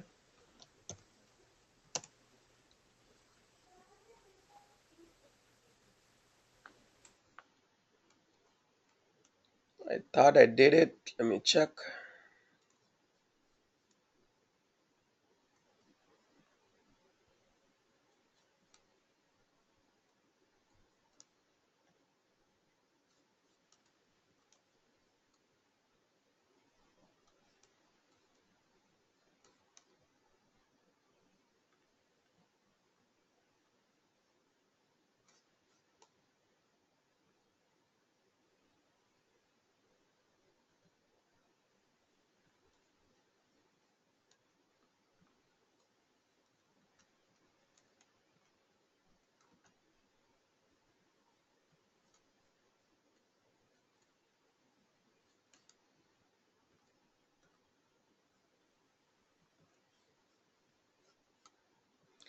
Okay, it's there now. It's uploading now. Okay.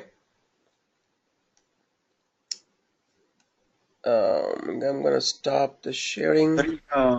Just one more thing. I think we need to